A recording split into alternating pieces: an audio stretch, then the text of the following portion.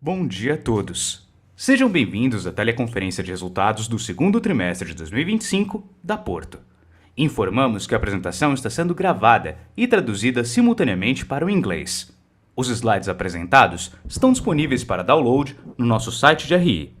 For English, please press the interpretation button located on the bottom right side of your Zoom application and choose Audio in English. For those listening to the conference call in English, there's an option to mute original audio in Portuguese by clicking on Mute Original Audio. Após o encerramento da apresentação, daremos início à sessão de perguntas e respostas. Orientamos que envie seu nome e empresa através do ícone de Q&A no botão inferior de sua tela. Por padrão da dinâmica, seus nomes serão anunciados para que façam sua pergunta ao vivo. Neste momento, uma solicitação para ativar seu microfone aparecerá na tela. Caso não queira abrir seu microfone ao vivo, favor escrever sem microfone ao final de sua pergunta para que possamos lê-la em voz alta. Eventuais declarações que possam ser feitas durante essa teleconferência, relativas às perspectivas de negócio da Porto, projeções e metas operacionais e financeiras, constituem-se em crenças e premissas da diretoria da companhia, bem como em informações atualmente disponíveis. Considerações futuras não são garantias de desempenho. Elas envolvem riscos, incertezas e premissas, pois se referem a eventos futuros e, portanto, dependem de circunstâncias que podem ou não ocorrer. Investidores devem compreender que condições econômicas gerais, condições da indústria e outros fatores operacionais podem afetar o desempenho futuro da Porto e podem conduzir a resultados que diferem materialmente daqueles expressos em tais considerações futuras. Agora, gostaria de convidar os executivos da Porto para iniciar a apresentação. Olá, muito bom dia a todos. Meu nome é Paulo Kakinoff e é uma satisfação estar com vocês nessa manhã para apresentar os resultados do segundo trimestre de 2025 da Porto. Estão também conosco o Celso Damadi, nosso CFO, o Domingos Falavina, diretor de Relações com Investidores, além dos CEOs das nossas verticais de negócio, e o Head da Porto Asset. Acreditamos que a cultura de busca permanente pela melhor experiência no atendimento aos nossos clientes é o que nos trouxe até aqui nesses 80 anos de história da Porto e o que nos levará adiante. É muito gratificante ter um universo de 18 milhões de pessoas que confiam no nosso cuidado com o bem-estar, a saúde e o patrimônio delas e de suas famílias. Alinhados a essa visão, apresentamos resultados que refletem a nossa estratégia de diversificação e de fortalecimento das 4 verticais de negócios do ecossistema Porto. Assim, gostaria de destacar o resultado do segundo trimestre de 2025, que começa com uma receita de 10 bilhões de reais, crescimento de 12% em relação ao mesmo período do ano passado e a maior receita na nossa série histórica até aqui. Um lucro líquido de 878 milhões de reais, 50% de crescimento em relação ao segundo trimestre de 2024, performando um ROAE de 24,6%, um crescimento de 6,2 pontos percentuais. Quando nós olhamos o resultado agrupado do semestre, temos um crescimento em relação à primeira metade do ano passado de 13% na receita, totalizando 20 bilhões de reais, um lucro líquido de 1,7 bi, crescimento de 38%, e o ROAE de 24%, também um crescimento de 4,5 pontos percentual. Os principais drivers, indutores desses resultados, nos trazem um nível de entusiasmo especial com o futuro, que é o tamanho do nosso ecossistema de clientes. São 18 milhões de clientes ativos em nossa base, aqui tendo como métrica transações vigentes no último mês, totalizando 31 milhões de reais em negócios.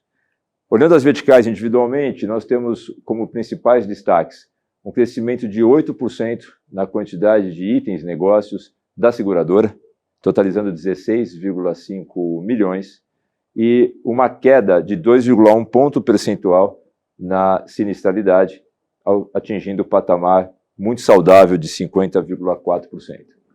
Na Porto Saúde, adicionamos 357 mil beneficiários ao nosso sistema, sendo 145 mil no Seguro Saúde e 202 mil no Odonto.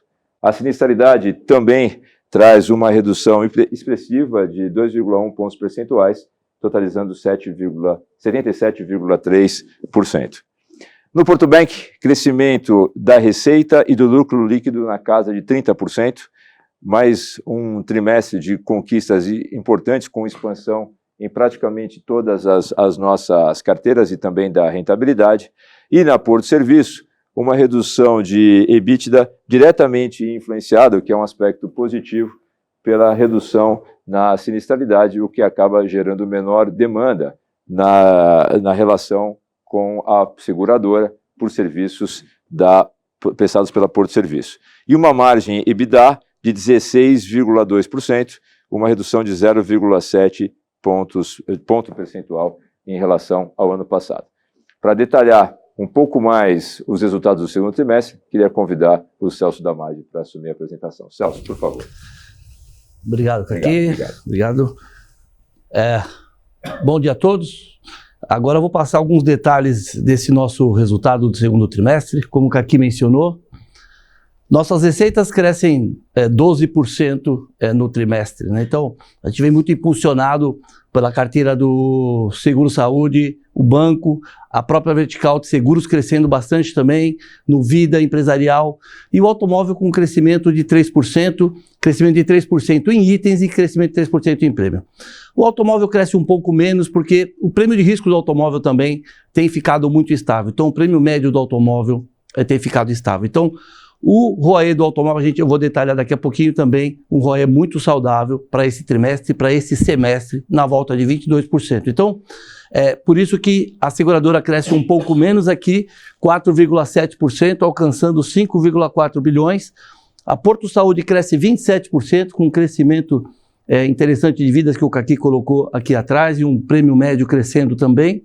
E a Porto Bank crescendo 29%, quase 30% no trimestre.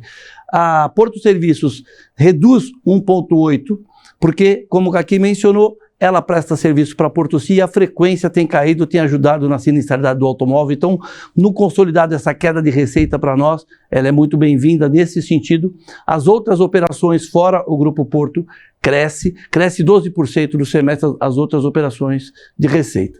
Aqui, falando um pouco de retorno, tivemos um retorno de 21%, em todas as unidades de negócio nesse trimestre, e quando a gente olha o semestre, acima de 23%. Destacando a Porto Seguro com um crescimento de ROI também, 31% de ROI, 22% no saúde, lembrando que aqui tem uma sazonalidade do trimestre, mas mesmo com essa sazonalidade, 22% de ROI, muito estável. Porto Bank com 28% e a Porto Serviços com 21%. O ROI de 25% no consolidado. Aqui vale destacar que nós tivemos um crescimento na margem operacional no trimestre de 25%, uma margem operacional no semestre de 13%. Este crescimento de margem operacional é oriundo de redução de sinistralidade em seguros, em saúde, redução de despesa administrativa também em todas as verticais de negócio. Então a gente tem uma manutenção de índices de comissão, de despesas operacionais e uma redução de sinistro IDA. Este lucro também é oriundo de outras operações com prejuízos no trimestre passado e no semestre passado, como Mobitech e Tecfácil, que esse ano a gente trabalha com 0 de prejuízo, então tem aqui um ganho operacional. Resultado financeiro crescendo também, nossa base de aplicação financeira cresce, o CDI médio cresce, então a nossa rentabilidade financeira, tanto das operações ligadas à reserva, como nossos ativos livres, também sobe, então isso ajuda o nosso resultado de forma significativa, e também tivemos uma redução da taxa efetiva de imposto de renda. Esta redução de taxa efetiva é oriunda de um maior lucro na holding, onde nós temos uma questão tributária praticamente zero dessa rentabilidade, desse lucro da holding, e nós temos também um aumento da taxa de longo prazo, a TJLP, contribuindo também para a taxa efetiva, e as operações não lucrativas do ano passado, que nós fizemos provisão para essa operação, para esse prejuízo. Então, esses componentes levaram também a esse ROI de 25%, um dos maiores ROIs para esse período, para esse trimestre. Aqui eu demonstro um pouco a participação de seguros no nosso portfólio, que a gente vem falando de diversificação nos últimos trimestres, nos últimos anos, isso continua acontecendo. Nós temos em seguros, carteiras, o Dom vai detalhar, crescendo como Vida, crescendo 16%, ramos empresariais crescendo bem também, e o automóvel, como mencionei aqui, crescendo 3%, mas com retorno muito bom.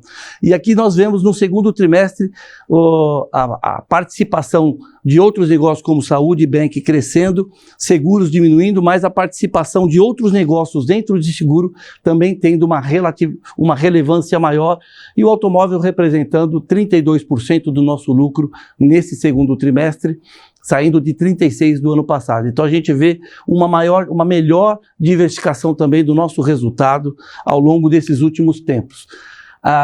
Então aqui eu mostro um pouquinho da nossa composição da carteira. A nossa rentabilidade ficou 86% CDI, lembrando que nós temos uma alocação muito estável, então nós não mudamos a nossa alocação, a gente diminuiu um pouco a questão do crédito privado, aumentamos um pouquinho o pré-fixado, e juro real a gente diminuiu um pouquinho também, lembrando que o ano passado a gente fez uma rolagem também de juro real, elevando um pouco a nossa taxa média para os próximos anos. Então a rentabilidade financeira ela cresce porque o CDI médio cresce, o nosso vol está muito comportado, está até menor do que o período passado, então a gente vê aqui um desempenho muito bom e um crescimento da nossa base, né? Agora eu queria chamar o Dom para passar aqui os resultados das verticais. Obrigado, Damadi. Bom dia a todos. Começando aqui um pouco pela vertical Porto Seguro, deixa eu mudar o slide aqui. Nós tivemos um crescimento, conforme o Damadi comentou, de em torno de 3% no automóvel. Aqui vale a pena dizer que foram um crescimento de em torno de 3%, tanto em itens quanto em prêmio. Aqui, como consequência bastante do nosso trabalho de inclusão securitária, então, ou seja, produtos de seguro que têm prêmios menores e coberturas, às vezes, um pouco mais limitadas, e também expansão em outros segmentos, como, por exemplo, de motocicletas. Tivemos um crescimento no patrimonial de 6,5% e no Vida de 16%. No Vida, vale destacar o Vida individual e o prestamista. O prestamista a gente cresceu mais de 30% ano contra ano nesse trimestre. Olhando para a sinistralidade, nós tivemos uma melhora de sinistralidade ano contra ano, ficando nesse trimestre no automóvel em 58,5%. Aqui vale lembrar que no ano passado nós tivemos um evento de chuvas fortes no Rio Grande do Sul, que impactou bastante a sinistralidade no ano. Também foi um trimestre de pouquíssimos eventos de relevância material, tanto no patrimonial como no Vida, principalmente no patrimonial. Então, nossa sinistralidade foi muito saudável também nesse trimestre. Olhando para a rentabilidade, nós fechamos na operação de seguro com um ROI de 31,1%, um ROI que consideramos também muito forte, 434 milhões de lucro, com uma composição cada vez mais diversificada de resultado, conforme o Damadi já também expôs. Quando a gente muda para Porto Saúde, talvez a vertical que vem com alguns marcos aqui, como, por exemplo, 2 bilhões de receita, para nós um marco no trimestre, crescimento de vidas de 145 mil e um lucro acima de 100 milhões de reais para esse trimestre que sazonalmente costuma ser um trimestre mais difícil do que o primeiro trimestre. O que puxou esse resultado? Um crescimento muito forte não só de quantidade de vidas asseguradas, como também de prêmio, então, ao redor de quase 30%. Quando a gente olha a sinistralidade, até vale a pena comentar que, historicamente, se a gente pegar o pré-pandemia, de 2015 a 2019, a média de aumento de sinistralidade entre primeiro e segundo tri é em torno de 9%. Nesse trimestre, a sazonalidade foi muito similar ao que a gente considera normal, historicamente falando, mas uma sinistralidade acima de tudo, muito positiva quando comparada no contra-ano, caindo 230 basis points, né, pontos bases, para 78,4. Isso, obviamente, acontecendo com ambos, né, tanto o seguro de saúde como o saúde com o odonto. O que isso gerou no resultado foi 105 milhões de lucro para a operação no trimestre, um ROI de 22,4, que melhora em relação ao ROI de 22,2, mesmo sem a contribuição relevante de parcerias estratégicas como a Oncoclínicas que nós tivemos no segundo trimestre de 2024. Então, o resultado, sob certo aspecto, menos dependente de efeitos não recorrentes e com ROI ainda assim crescente. Olhando para o Porto Bank, mais de 5 milhões de negócios, né, o nosso foco pelo NPS, a qualidade do produto segue como das métricas principais aqui para a gente, 76 pontos de NPS e um lucro líquido crescendo mais de 30% ano contra ano. O lucro líquido no trimestre foi de 204 milhões de reais. A gente também vem dando destaque para o nosso índice de eficiência, computado com as despesas dividido pela receita. Esse trimestre tivemos 33,2, uma leve melhora em relação ao segundo trimestre de 2024, e vale lembrar que esse tipo de índice de 33% ele é comparável aos melhores, aos benchmarks entre os bancos digitais. Então, também um índice que a gente vem tendo orgulho de conseguir entregar ao redor de 30%. Por fim, a parte de receita, a gente tem uma composição de receita bem diversificada entre tarifas e receitas de juros, que nós também consideramos muito saudável, até pelo fato das receitas de tarifa, via de regra, terem menos exposição à inadimplência do que as receitas de juros. Olhando para a inadimplência, aqui a gente adicionou excepcionalmente nesse trimestre a inadimplência de curto prazo. Por quê? Quando a gente olha a nossa inadimplência 90 dias mais, ela teve um aumento de 90 basis points, e se a gente comparar com a média do sistema financeiro, também é verdade, né? Houve um aumento. Para a gente, eu estimo, né, nós estimamos também para o sistema, bastante como consequência do reconhecimento dos juros, ou o accrual de 60 para 90 dias. Então nós decidimos abrir nesse trimestre o 15 a 90 para mostrar que não notamos, pelo menos até o momento, uma piora ou nenhum tipo de desvio de comportamento relevante dentro das nossas safras. Por fim, o crescimento de carteira foi de 18%, acelerando versus o trimestre passado, com contribuições bem importantes do empréstimo, aqui até Car Equity, e do cartão de crédito também crescendo bastante ano contra ano. Passando pela Porto Serviço, aqui já foi bastante explorado, né, pelo Kaki e pelo Damad, mas a sinistralidade menor na seguradora acabou gerando uma receita menor para a serviços, mas acho que talvez o mais importante é que tanto a parceria estratégica quanto o B2C, os canais digitais, vem crescendo muito. 12%, os canais digitais mais de 100%, apesar de uma base pequena. O nosso intuito desde o começo, que era a diversificação maior e a dependência menor da Porto Seguradora como cliente, ela segue sendo verdade. 76,5% como a seguradora, caindo para 75,9%. Olhando o ROI, também temos uma melhora de ROI de 21,9% para 22%, com resultado líquido de aproximadamente 57 milhões de reais. Falando do guidance aqui, acho que talvez uma temática importante, dentro da operação de seguros, nós estamos bem aderentes ao centro do guidance, não vislumbramos nenhuma necessidade de mudança. Onde nós revisamos o guidance foram, no banco, o crescimento muito forte no primeiro semestre, tanto operacional, crescimento de carteira, conforme a gente expôs, vindo muito saudável, crescimento no consórcio vindo também forte, como o accrual de 60 para 90 dias, nos motivou a aumentar o intervalo de crescimento para 20% a 28%. Estimamos que o crescimento maior de receita no primeiro semestre, ele vem por um efeito de modelagem, né, e por um efeito de carrego, trazendo também uma perda de crédito maior que vai ser capturada também no segundo semestre. Então mexemos no intervalo de 1,9 para 2, mas mantivemos o intervalo na parte de cima de 2,3 bilhões. Por fim, índice de eficiência, 32% a 34% também revisado.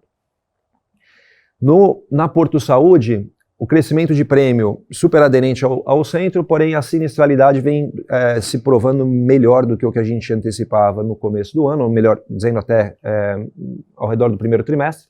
Então nós revisamos para 73% a 78%. Porto Serviço mantivemos os intervalos todos constantes.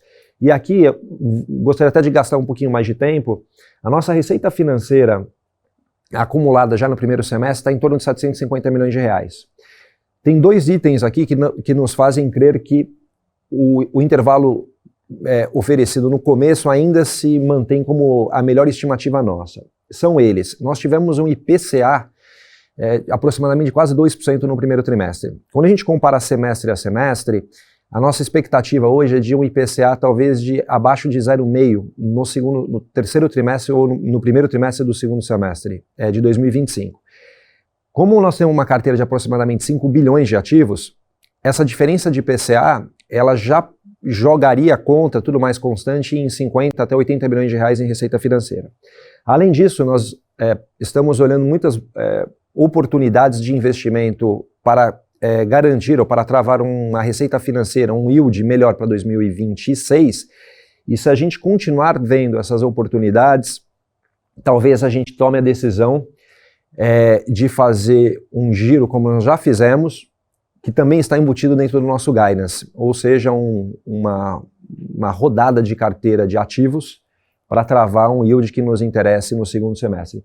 Então estamos mantendo aqui essa receita financeira entre 1,2% e 1,4%, e por fim, a Selic mais alta culminou numa TJLP mais alta, que está nos viabilizando pagar um juro sobre capital próprio também mais alto, o que deve trazer a taxa efetiva de imposto para baixo entre 28% e 32%, versus 30% a 34% anteriormente estimado. É isso, gostaria de abrir para perguntas e respostas. Obrigado. Iniciaremos agora a sessão de perguntas e respostas. Lembrando que para fazer perguntas, envie por favor seu nome e empresa através do ícone de Q&A localizado no canto inferior de sua tela. Caso não queira abrir seu microfone, por favor escreva sem microfone ao final de sua pergunta para que possamos verbalizá-las. Por favor, aguarde enquanto coletamos as perguntas. Nossa primeira pergunta vem do senhor Arnon Shirazi, do Citi. Por favor, senhor Shirazi, seu microfone já está liberado. Bom dia, pessoal. Parabéns pelo resultado, muito forte. Acho que a revisão do guidance esse ano mostra isso bem. E quando a gente olha, seguindo o guidance de vocês, tem um crescimento muito expressivo do lucro desse ano comparado a 2024.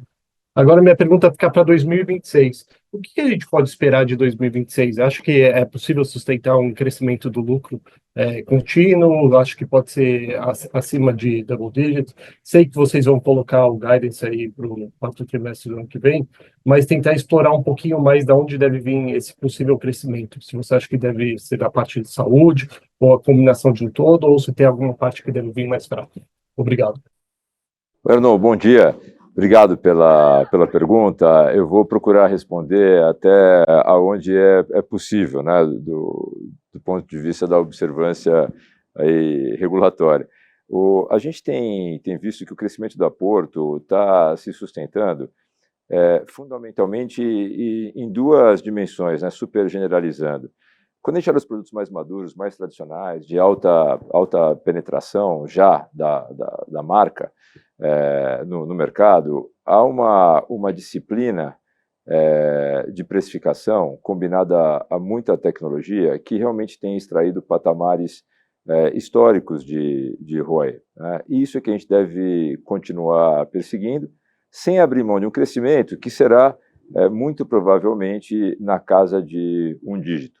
Isso é o que a gente tem falado reiteradas vezes aqui e é o que os resultados vêm comprovando. A companhia tem na sua base principal de ativos a força da marca, a força do corretor, a base de clientes e, em especial, a qualidade de atendimento, é a sua principal fortaleza. Preservar isso num patamar muito saudável de resultado, eu acredito que é a missão número 1 da organização e que a gente, felizmente, vem conseguindo entregar. A outra dimensão são os segmentos onde ainda a gente tem uma participação de mercado muito aquém do que acreditamos ser o nosso fair share. Né? E essa não é uma aspiração etérea, né? Ela está fundamentada nesses mesmos ativos que eu mencionei dos negócios maduros. A força do nosso canal de distribuição, os corretores, eu não conheço nada remotamente parecido, né, com uma estrutura com essa capilaridade, presente em cada bairro, em cada vilarejo do Brasil, falando, né, o dialeto local, conhecendo a cultura, conhecendo o cliente já na sua segunda, terceira geração, gozando de um nível de credibilidade extremamente elevado, como a de um consultor de família, e que tem um relacionamento com a Porto que remonta a 80 anos. Né? Um relacionamento de credibilidade, confiança e, felizmente para todos nós, de um alto nível de satisfação do cliente comum, né, nosso cliente comum, que é justamente o segurado, o cliente final.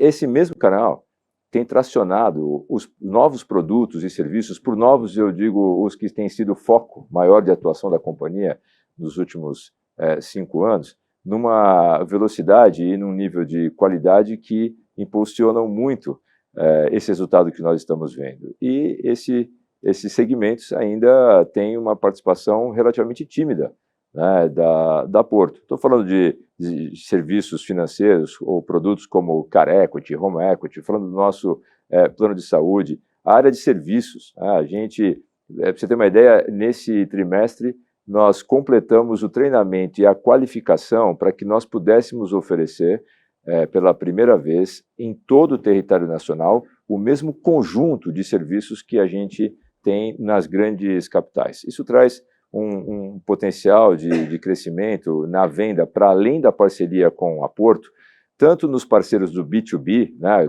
redes varejistas que embedam os serviços nos seus produtos, quanto para o cliente final na B2C, numa dimensão que a gente ainda não experimentou. Então, existem muitos indicadores, muitos motivos, mesmo nos segmentos tradicionais, né? Tem ramos do seguro, onde a gente ainda tem uma participação menor em termos relativos à saúde ou à patrimonial.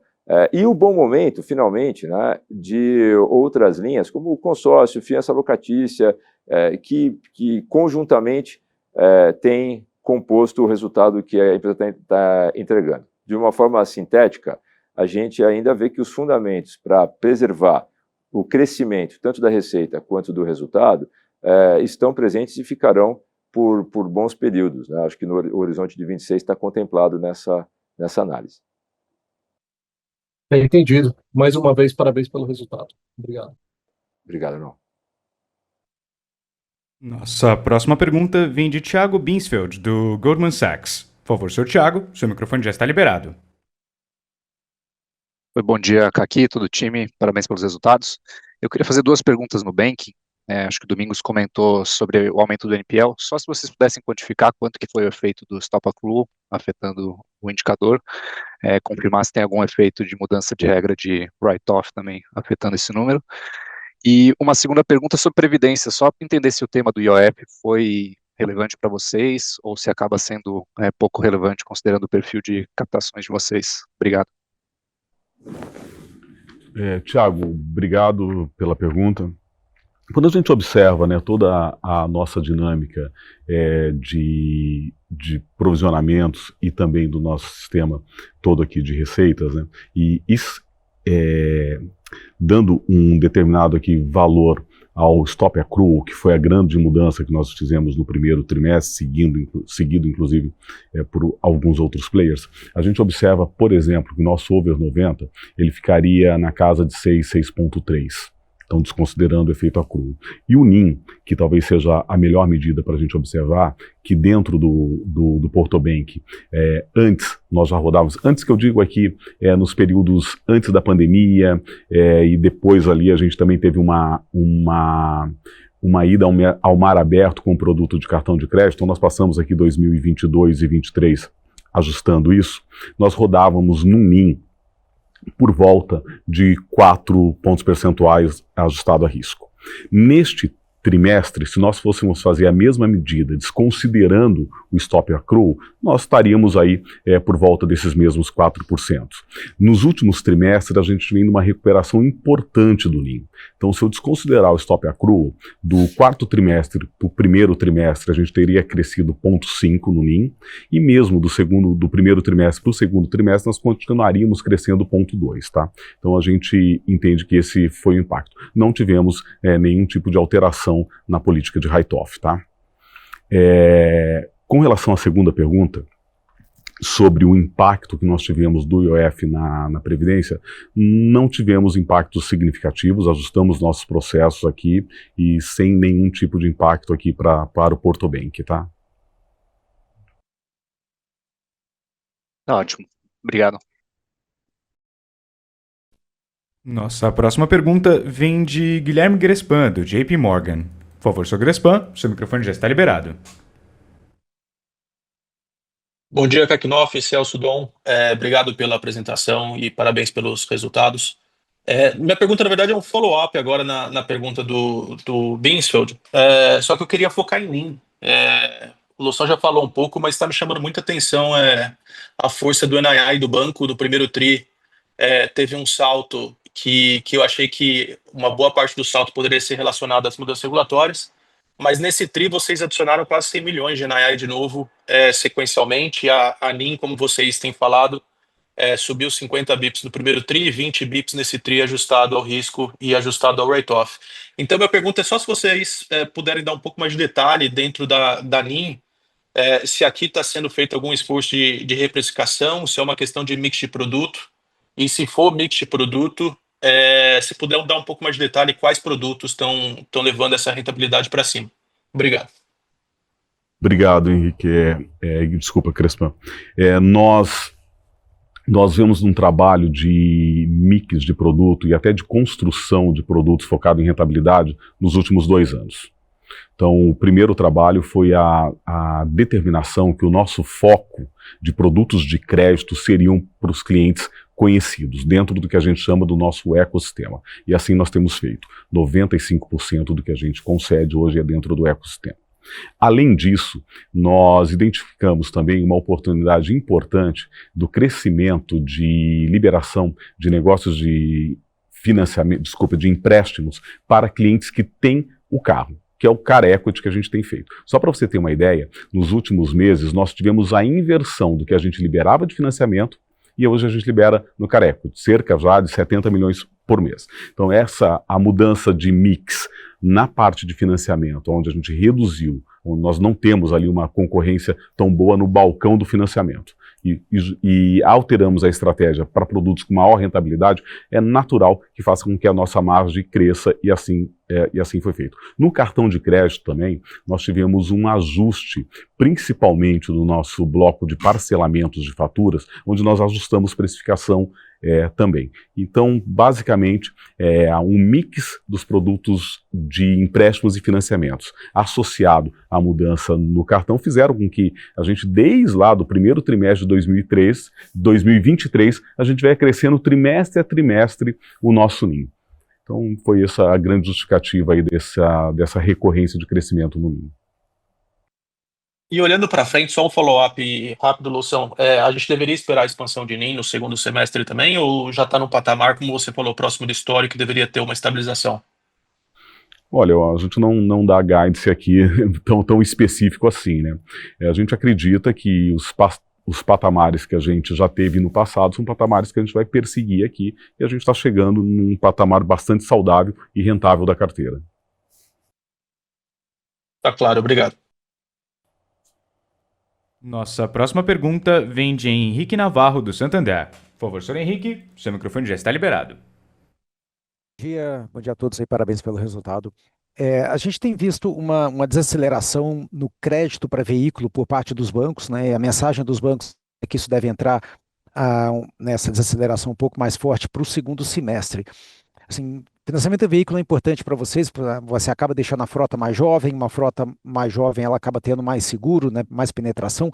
Como é que vocês estão vendo isso impactando os prêmios de seguro, né? Seguro veicular é algo como metade aí dos prêmios da Porto, e como é que a gente deve ver essa dinâmica para 2026? É um crescimento de prêmio de seguro veicular que deve ficar próximo de flat? O que vocês podem comentar sobre isso? Obrigado, pessoal. Bom dia, Rivaldo Leite. Olha, no histórico nosso, esse impacto ele é bem pequeno, tá? Nunca até em momentos de maiores dificuldades, em relação à frota, você não tem assim um impacto relevante. Então, eu acredito que essa sequência permaneça, ou seja, não vejo assim que tenha algum impacto relevante nisso. Ok, obrigado. Se puderem dar uma luz de crescimento de carteira de prêmios de veículo para 2026? Boa, a gente está sem guidance aqui, mas eu vou tentar te ajudar um pouquinho na pergunta anterior, né? E como a Porto tem várias áreas de negócio, agora a resposta fica um pouco mais multifacetada. Do total nosso de carros assegurados, menos de 10% tem 1 ano, né? Faz tempo que eu não olho os dados, mas eu estimo que algo entre 60% a 70% seja financiado. Então, assim, se o volume de originação dos bancos, por hipótese, né, cair 5%, 10%, você estaria pegando menos de, né, seria 6%, 60% e de 10%. Seria coisa de bips, né, 30, 40 bips talvez. A nossa frota ela é muito dispersa entre vários anos, né? Então a gente não vê isso tanto. E o outro lado é o seguinte, a gente até colocou na apresentação o nosso crescimento de consórcio de automóvel. Uma restrição ao crédito para financiamento, na verdade, está ajudando no consórcio automóvel. Acho que o Loução deve saber esse número até melhor que eu. Eu acredito que a gente deve estar crescendo algo em torno de 30%, 40%, talvez até mais no consórcio ao automóvel. Então, enfim, o impacto ele é multifacetado. Para 2026, a gente ainda não tem guidance, infelizmente. Henrique, o principal indicador para a gente, né, do quanto a dinâmica do setor automotivo é indutora de geração de prêmio é realmente o volume absoluto de vendas da indústria. A derivada dessa que poderia afetar é a mudança de mix, mais venda para o segmento de locadoras, que é um segmento já bastante significativo do total, em detrimento da venda no chamado varejo. Isso não está acontecendo, né? A gente tem um nível de estabilidade e a indústria está mostrando uma boa dinâmica, assim como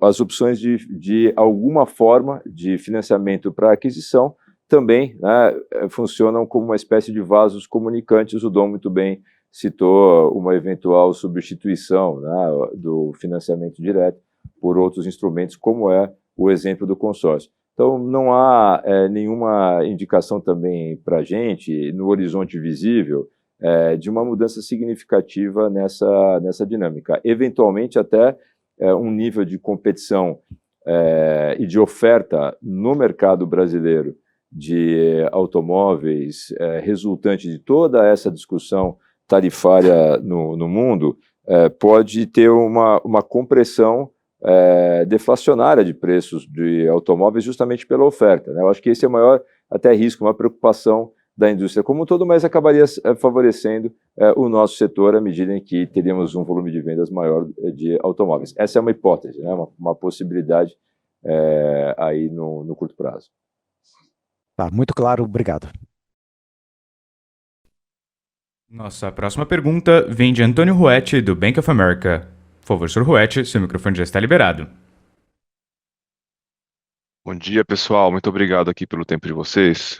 Duas perguntas aqui do meu lado, se eu puder, uma em alto, explorar um pouquinho aqui o tema de competição, porque a gente viu aqui por 2 tris já seguidos os prêmios, os written premiums de alto, né, estáveis ou em relativa queda, tri a tri. Enquanto isso, a gente continua vendo um pequeno aumento de frota, pelo menos, né? Então, se puder discutir o que isso acaba refletindo de competição, seria ótimo. E uma segunda, aqui em saúde, né, olhando também, se puder, pela questão do ticket, né? A gente vê que continua entregando um bom crescimento de prêmios em linha com guidance, né? Só que a gente acaba vendo cada vez menos um aumento de ticket aqui. E aí eu entendo que isso reflita o mix de produtos, né, o foco nos produtos de menor ticket. Aí se puderem explorar um pouquinho esse tema no sentido de daqui para frente, né, então a gente já atingiu em termos de mix dentro da carteira um nível mais próximo ao que vocês esperavam, os produtos de menor ticket devem continuar crescendo acima dos outros? Isso aí, seria ótimo. Muito obrigado, pessoal. Olá, Antônio, bom dia. Ultimamente, o nosso risco ele vem estável e o nosso prêmio médio também. Isso é um pouco de consequência a gente, como o Dom citou, a gente vem numa pegada de inclusão securitária muito forte. Então, a gente vem selecionando alguns riscos com um prêmio médio menor, mas com uma rentabilidade muito boa. Então, essa conjuntura traz essa dinâmica de continuar muito forte com a pegada em resultado e se mantendo o prêmio de risco e o prêmio médio estável. Essa combinação que nos levam a esse crescimento de 3%. Bom, Antônio, obrigado pela pergunta. Acho que sua observação está perfeita, tá? Acho que a moderação do crescimento de ticket vem, de fato, por um mix de produtos, tá? Acho que vale a pena lembrar que há cerca de 2 anos atrás a gente começou a lançar novas linhas e hoje a gente tem 4 linhas na prateleira em São Paulo e 3 no resto do Brasil. A gente tem a nossa linha tradicional, que continua vendendo, né? A gente tem a linha Porto Saúde, que é uma linha muito parecida com a linha tradicional, uma linha de abrangência Brasil, né, mas com a rede otimizada, enfim, com uma série de otimizações, time médio da Porto mais intenso dentro, né. A gente tem a linha Pro, que é um produto regional, sem reembolso, com a rede bem pequena, fechada, e um ecossistema bastante controlado, vamos dizer, de navegação dentro do time médico e dos hospitais parceiros. E a gente tem a linha Porto Bairros, que é uma linha nova, lançada há cerca de 1 ano aqui, e que vem rampando aqui de uma forma bastante positiva. Se você pensar em termos de preço, né, se a linha tradicional for uma base 100, eu vou falar aproximadamente, porque depende do produto, depende de uma série de fatores, mas aproximadamente, se a linha tradicional é uma base 100, a linha Porto Saúde seria 80, o Pro 70 e o Bairros 55, tá? Então, só para botar uma dimensão aqui, né, de preço, do ponto de vista de sinistro-alvo, são todas idênticas. Então, não existe uma precificação, dado prêmio de risco esperado, diferente, apesar dos preços diferentes. Existe uma capacidade de fazer inclusão securitária, uma capacidade de atender nossos clientes de uma forma mais ampla, lembrando que essas linhas, inclusive, podem se misturar, em sua grande maioria, dentro de uma mesma pólice, tá? A gente vem vendo que as linhas novas têm, de fato, performado melhor do que o esperado do ponto de vista de sinistralidade, o que se mostra aqui nos nossos números, inclusive revisão de guidance, né, muito levado à crescente participação dessas linhas novas, junto com o time médico da Porto, junto com as parcerias dos hospitais preferenciais, enfim.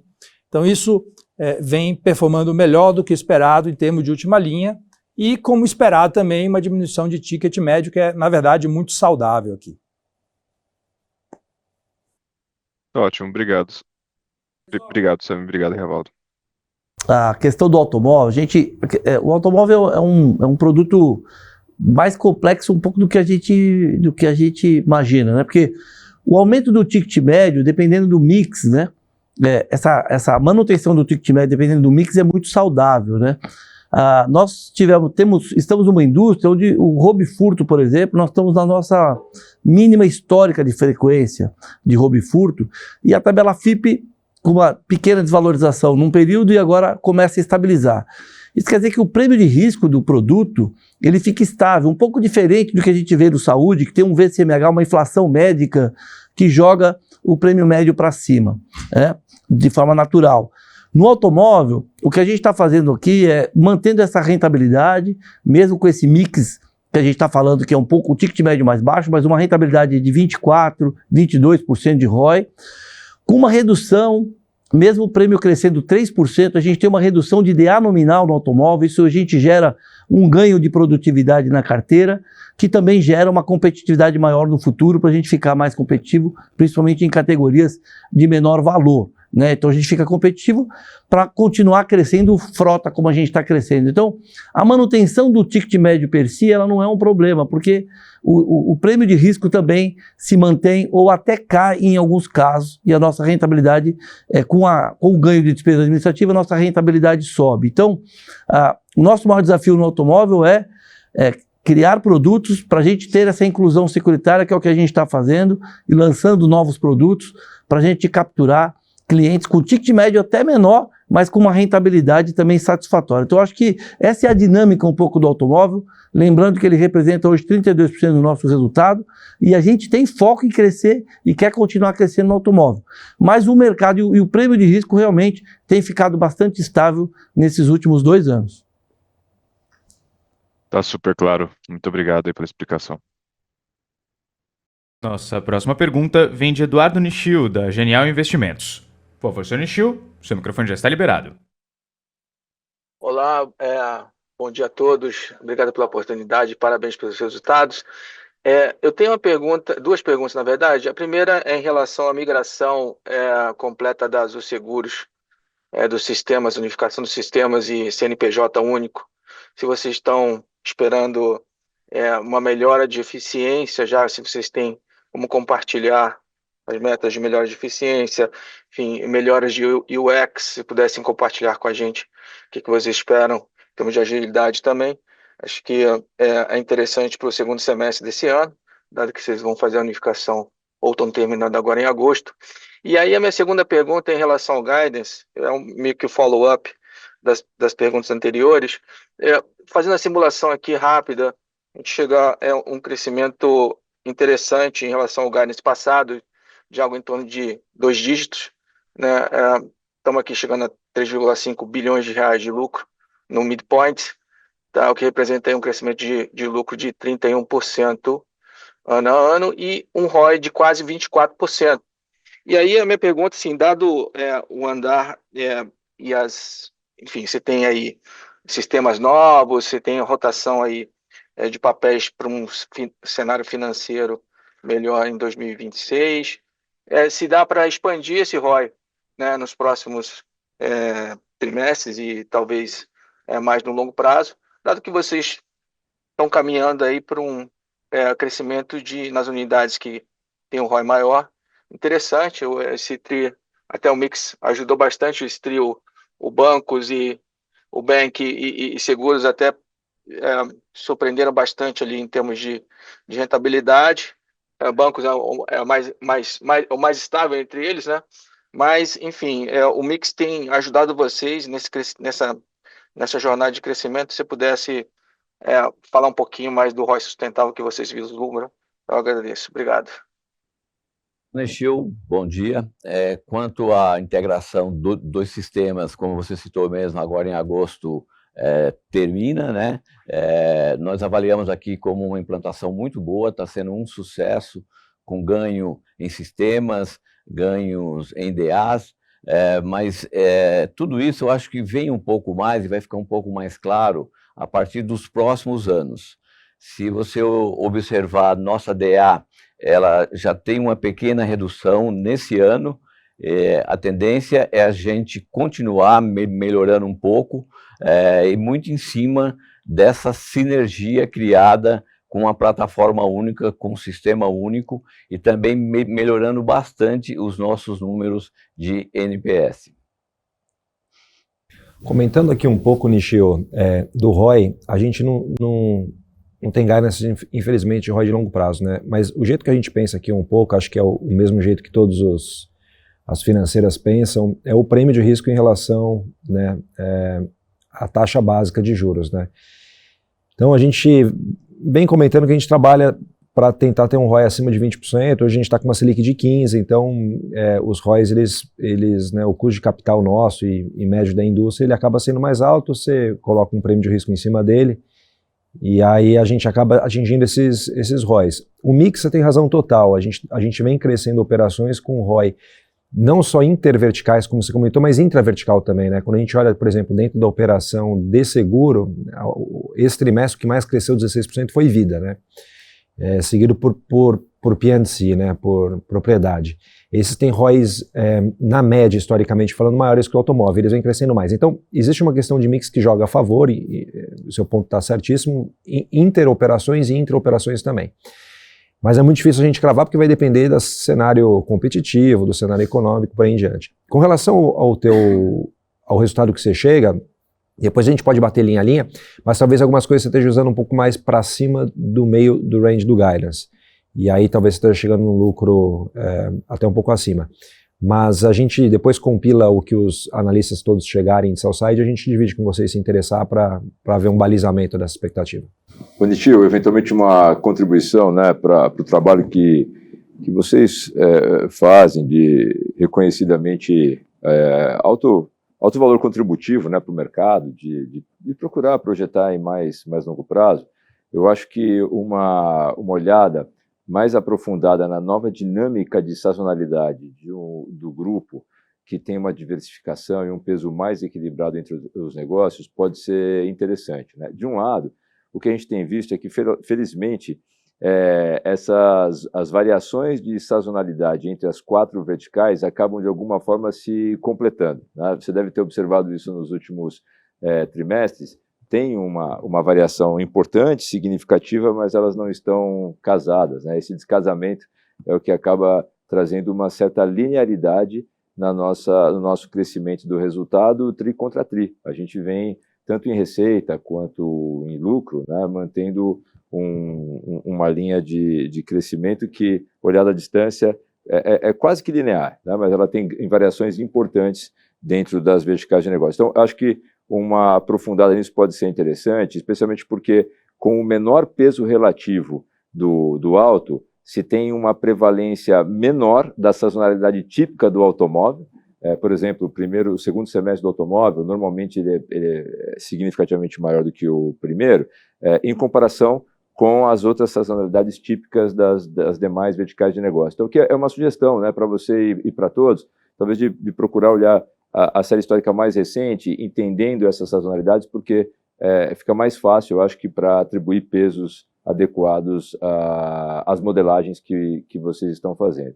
E um outro ponto, evidente, né, que a gente trabalha aqui para maximizar, né, o spread entre a Selic e o que é o nosso retorno sobre o capital empregado, e isso se dá por precificação, como a gente falou, mas tem um outro efeito indutor importante, que é o ganho de escala que a gente está tendo, né? E essa diversificação de negócios se vale de um conjunto de serviços corporativos que, evidentemente, cresce numa velocidade muito inferior ao que é a expansão da receita e da lucratividade, né? Essas áreas compartilham muitos serviços que são providos pela holding, e isso traz, dentre outros efeitos, uma tendência importante de redução da DA, né, como a gente está vendo, e acredita existir um espaço também material para novas reduções, à medida que a gente vai ganhando escala e eficiência, né, nesses serviços que eu diria compartilhados entre as verticais. Acho que são 2 pontos a serem observados que podem ajudar nas modelagens futuras. Perfeito, muito obrigado. Nossa próxima pergunta vem de Caio Prato, do UBS. Por favor, Sr. Caio, seu microfone já está liberado. Bom dia, Kaki, Celso, Dom, tudo bem? Obrigado pela oportunidade. Acho que a maioria das perguntas foram feitas. Se eu puder fazer 2 um pouquinho mais no detalhe aqui, por gentileza. A primeira em relação à saúde, que a dinâmica foi muito boa novamente, né? Inclusive vocês ajustaram o guidance de sinistralidade, mas eu notei também um pequeno aumento do custo de aquisição, foi um pouco acima do que a gente vinha vendo depois que vocês alteraram aquela política de diferimento, algo em torno de 60 bips nesse trimestre agora. Então, só queria entender se teve algum efeito diferente nesse trimestre especificamente, ou se esse seria o novo patamar aqui, que a gente pode usar como ponto base daqui para frente. Essa é a primeira. E a segunda, no segmento de seguros, a linha de P&C também chama atenção a sinistralidade, né? Acho que ela apresentou uma boa melhora no trimestre, a gente teve os eventos do ano passado, mas eu queria entender se esse patamar aqui, em torno dos 26%, mais ou menos, que vocês reportaram, também pode ser um pouco mais recorrente daqui para frente. Seriam essas 2. Obrigado. Boa tarde, tudo bem, Caio? Do ponto de vista de índice de comercialização, a gente tem uma flutuação aqui dentro de uma margem esperada, né? Se a gente olhar trimestre a trimestre, houve uma queda importante, né? Tanto pela questão do diferimento, quanto com ganho de escala, isso vai amortizando, né? No longíssimo prazo, à medida que você tem uma base mais estável e a aquisição passa a ser algo menos relevante sobre a manutenção, né? Isso naturalmente, com ganho de escala, isso vai aos poucos se diluindo, né? No trimestre a trimestre a gente pode ter pequenas flutuações, muito baseado no mix, alguma aquisição, mas basicamente nossas políticas comerciais ou de diferimento não tiveram mutação aqui nos últimos 2 trimestres, tá? Olha, Caio, se a gente pegar o histórico, realmente já vem de resultados bons há um bom tempo. Esse TRI realmente surpreendeu, não dá para afirmar que isso tem uma sequência, tá? Por quê? Porque 2, 3 casos de valores muito altos, afeta esse resultado. Muito embora a maioria tenha a cobertura do resseguro, mas não dá para garantir que o futuro a gente consiga esse patamar de 26% não. Tá legal. Obrigado. Nossa próxima pergunta vem de Marcelo Mishari, do Bradesco BBI. Por favor, senhor Marcelo, seu microfone já está liberado. Oi, pessoal, tudo bem? Realmente é a mesma pergunta que o Caio fez, só de um outro jeito. A sinistralidade tanto do Vida quanto do Property veio mais baixa, né? Se a gente olha um pouco a composição da base de produtos, né? Então dá a impressão que reduziu-se o número de itens também, né? Do Properties, né? Mas perguntar assim, se teve alguma mudança do business do Properties, né? De repente de ir para ativos maiores, né? Com tickets maiores e que por isso também puxou essa sinistralidade a um número mais baixo, né? Já ouvi aqui a resposta do Rivaldo de que não é para usar esse nível de sinistralidade para frente, mas realmente chama a atenção, né? E aí um outro ponto é no Vida, né? Que também veio com uma sinistralidade bem mais baixa do que o histórico, né? Então também perguntar aqui se tem algum ajuste de produto que justifique uma sinistralidade mais baixa para frente. A gente deveria trabalhar com uma sinistralidade mais perto do que foi nesse trimestre, tá? E só para assim, para terminar do meu lado aqui, além dessas perguntas, na questão da eficiência, chama realmente a atenção se a gente olhar as despesas administrativas, né, da vertical Porto, administrativas, mais as outras despesas, a gente já vê um ganho de eficiência relevante no trimestre, né? Queria pensar assim, se a expectativa é que a gente continue vendo ao longo dos próximos trimestres esse ganho, né, dessa eficiência, no sentido de que a integração acabou agora, então dá a impressão que ainda tem muita coisa para ter de ganho aqui para frente, né? Então, assim, se a gente olhar, por exemplo, este ano, né, o nível aqui dessa despesa, ela está em 11,5% dos prêmios ganhos, né? No ano passado está mais perto de 12,5%, então já tem um ponto aqui de ganho de eficiência disso. Então, se pensar se para frente faz sentido ter pelo menos 1 ponto por ano de ganho de eficiência ou ainda não dá para passar essa visão. Marcelo, novamente a gente esbarra na impossibilidade de ser preciso, né, em guidance, mas uma parte desse ganho vem do que eu falei anteriormente, né, o efeito de ganho de escala, a outra é realmente de racionalização das nossas, que a gente chama das nossas fábricas aqui internamente, né, e uma boa parte já foi capturado, não a totalidade, porque à medida que a gente unificou as fábricas, nós passamos a emitir a policy, né, uma policy unificada, por assim dizer, independentemente das marcas. Só que eu ainda tenho apólices vigentes que foram emitidas em períodos anteriores. Nós temos aí aproximadamente mais 10 meses até que toda a base de apólices vigentes já terá sido emitida, né, pela mesma fábrica. Isso traz simplificações importantes, inclusive no back-office, né? Nós não temos mais segmentações de times, nós temos exatamente as mesmíssimas condições, processo de atendimento. Repare que a gente tem ganho de eficiência na seguradora, também na redução de um indicador muito, literalmente falando, muito caro para nós, que é o do chamado contact rate, né? A quantidade de clientes que entram em contato conosco em relação à quantidade total de clientes da nossa base, para qualquer coisa que não seja adquirir produtos. Todo o resto, todos os demais contatos que são necessários podem ser para esclarecer uma dúvida, para fazer uma solicitação de algo que ele não conseguiu através de meios digitais. A gente tem trabalhado bastante para baixar esse percentual na organização inteira, inclusive um dos itens da remuneração variável para os próximos períodos de toda a organização está nesse indicador, combinado com a preservação do NPS no patamar de excelência que a Porto tradicionalmente opera, né? Então, essa busca, né, por eficiência, se valendo de tecnologia, especialmente das mais recentes, tem sido um foco importante aqui da organização e que refletem nesses ganhos. Acho que Celso e Rivaldo querem complementar. Eu só quero complementar em relação às questões do empresarial e do Vida.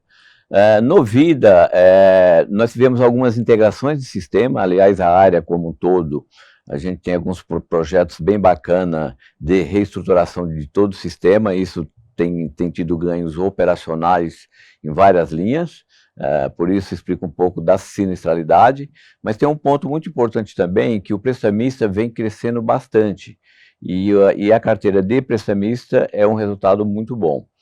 Quanto ao empresarial, Marcelo, não teve mudança nenhuma de sistemas, tá? De produtos.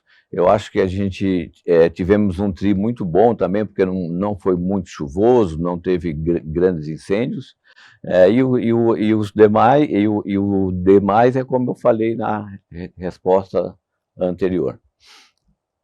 Marcelo, o guidance de seguros, o Dom comentou ali que nós estamos mantendo, né? Então, assim, essa sazonalidade que a gente tem hoje, essa diversificação de produtos, ela pode acontecer num trimestre, não acontecer no outro. A gente entende que a manutenção do guidance é importante para seguros, né? Como o Kaki comentou, no ganho de produtividade em seguros, a gente está falando muito de despesa administrativa, e nós também nós juntamos no passado e também estamos acabando de migrar a fábrica da Itaú também. Então não é só Azul, nós estamos com 2 migrações sendo feitas, né?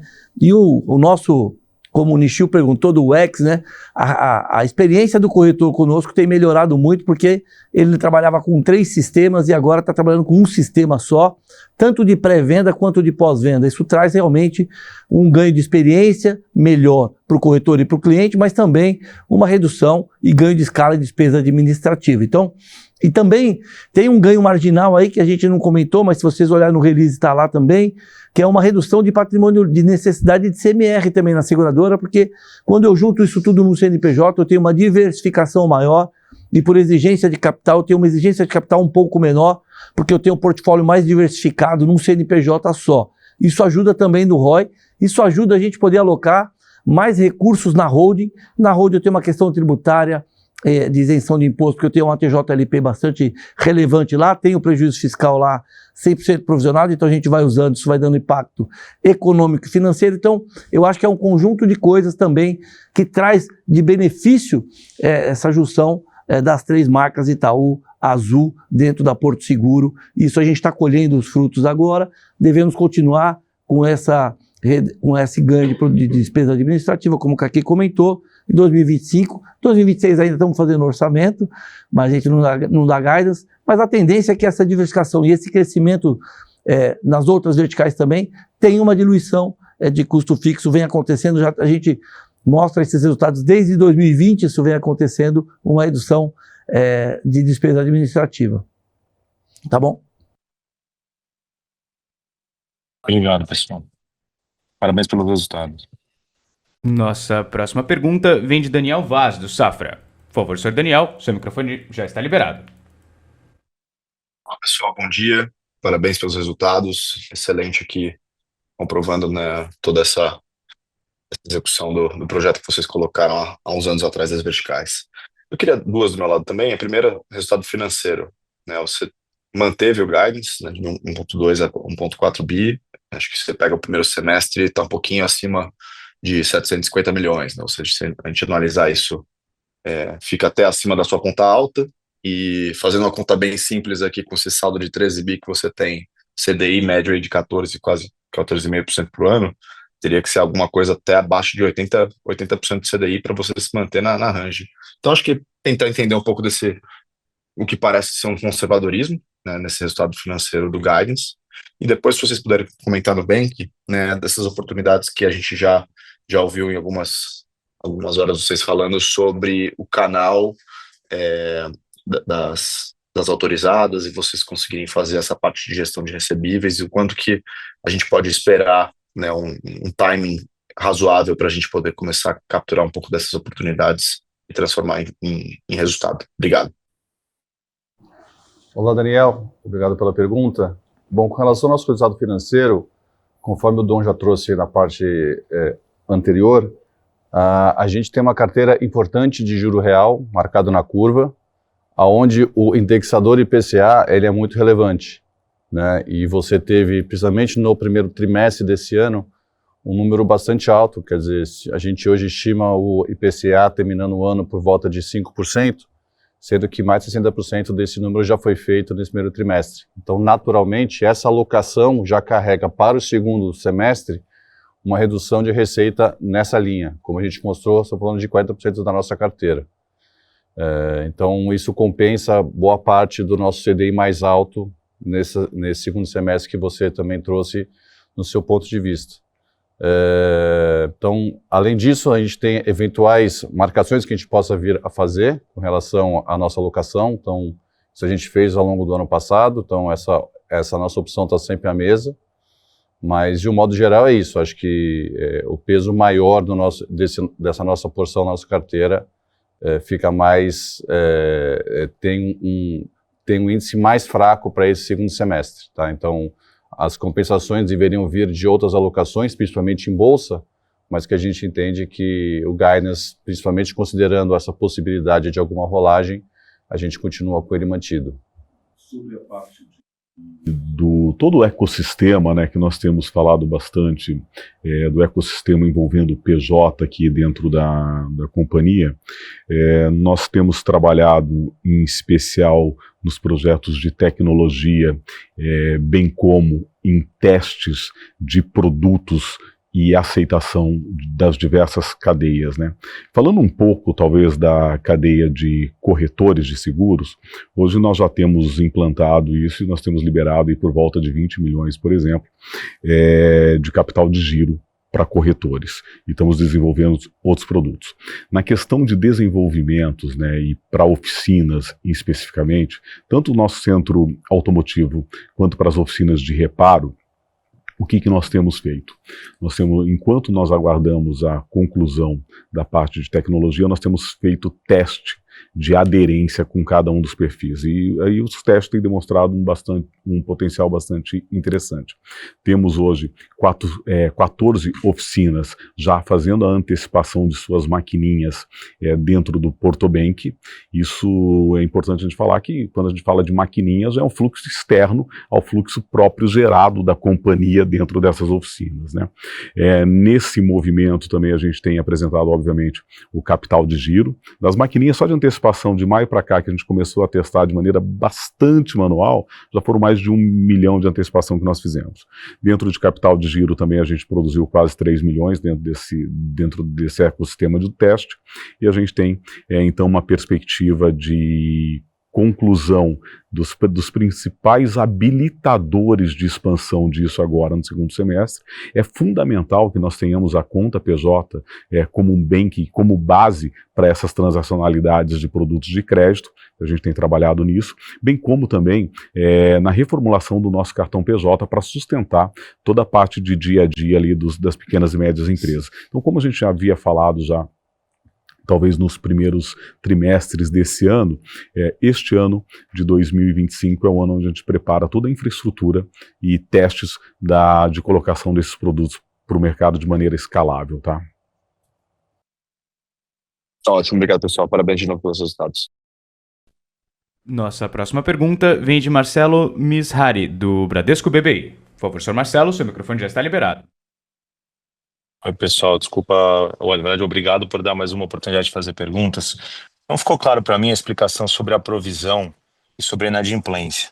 Na verdade, a gente viu uma inadimplência mais alta no trimestre, né, o 15,90 mais curto, mas o mais longo maior, e a gente viu a provisão um pouco maior, né? Você entendeu um pouco assim, o que vocês estão vendo de qualidade de carteira? Eu entendo que o 15,90 está melhor, mas assim, qual que é a lógica do 90 dias está piorando?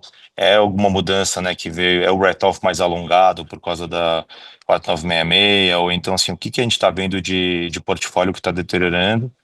Haja visto até que se a gente pensar que o perfil da carteira está indo para um perfil menos arriscado, né, um perfil mais defensivo. Então, eu queria entender um pouco aqui a lógica e até pensar para frente. Eu vi que o guidance não teve nenhuma alteração, né, no vídeo de provisão, mas só entender um pouco o que vocês estão vendo de asset quality. Obrigado. Boa, Misa. Vou tentar explicar de uma maneira super simplificada aqui, depois a gente pode fazer um deep dive offline também. Mas vamos por hipótese aqui dizer que a gente tem, por hipótese não, né, nós temos uma carteira de cartão de crédito que é super relevante, né, mais de 15 bi.